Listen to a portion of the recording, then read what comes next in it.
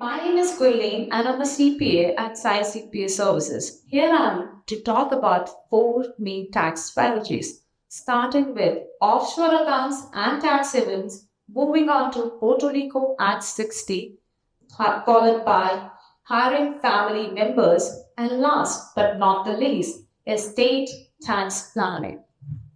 So let's kick off the session with my first tax strategy, which is offshore accounts and tax havens. So you must be thinking, what exactly are offshore accounts? So offshore accounts are any bank or investment accounts that are held outside your home country. And if those countries and jurisdictions, they offer you immense tax benefits or incentives, that's when we call them offshore tax havens. But the big question is, why do these offshore tax havens are actually offering you so many great benefits? The reason is, most of these tax havens are actually island countries that do not have enough resources in hand.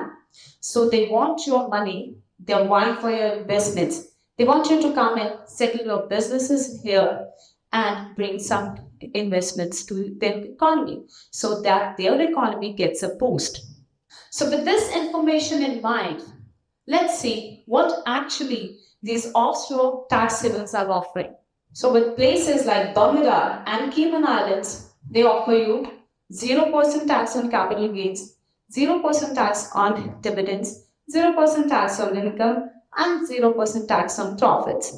But keep in mind, for this tax strategy to work, you should take account of one important thing. Your business should not have nexus in any state in the US. Otherwise, those states will come after you and levy taxes. So somebody who is a book writer, whose sole income is earning royalty, or a hedge fund manager whose most of the income is a carry, for them, these strategies will work well. Having said that, each individual and business is different.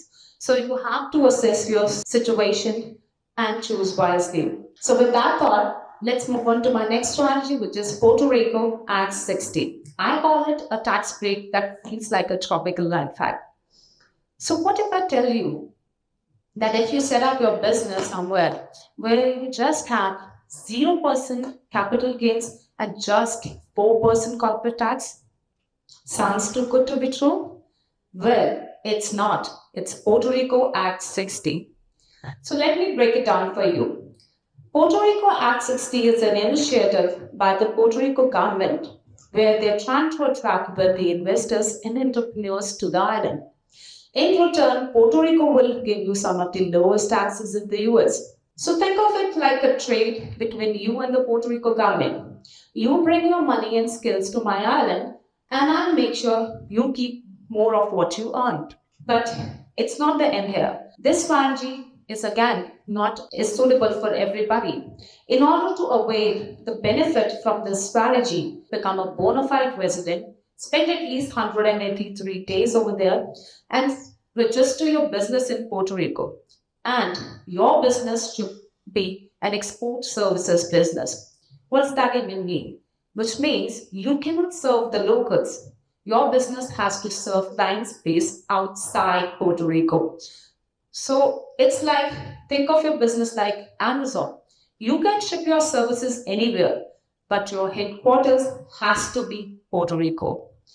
So Act 60 is not a vacation plan, it's a relocation plan. So with this thought in mind, let's move on to my next strategy, which is hiring family members.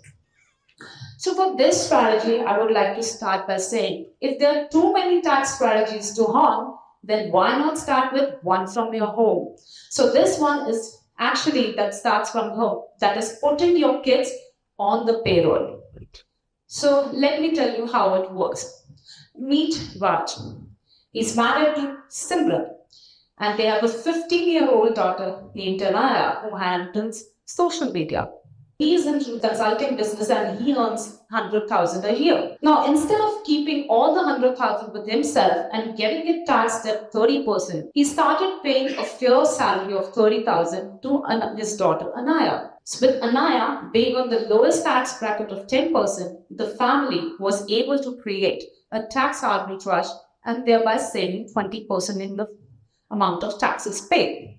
This doesn't end here. With Anaya now earning, she can very well contribute in Roth IRA. So with this, not only the family was able to save 20% in taxes paid, but they were able to put Anaya in the retirement plan at such an early age.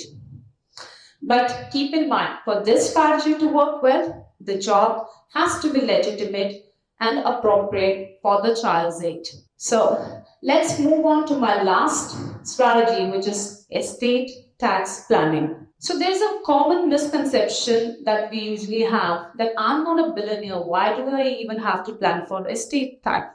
Let me tell you, right now, the federal government lets you pass at least 13.9 million without paying estate taxes. Double that amount if you are married.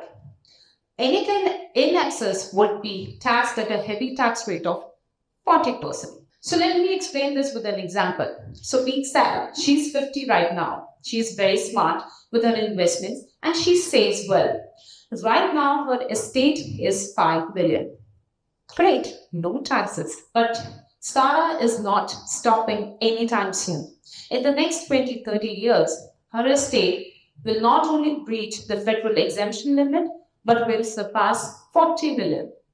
With this, estate taxes will show up and she has to pay 40% of the taxes on the excess. She can lose millions in taxes. So what can Sarah do now? She can set up something like an irrevocable trust. All she has to do is she can remove some of the assets from her estate, especially the high growth investments in properties, and keep it in the trust. With this way, she was able to safely remove those assets and was able to bypass the estate taxes. All in all, I would say estate tax planning is not just for the ultra rich. Anybody who has wealth that is growing will have to pay estate taxes, not right now, but somewhere in the future. So what should we do now? You should plan now, protect what we have built, and leave a legacy. You don't want to leave a tax bill. So I would say a plan today is a peace of mind tomorrow. Thank you.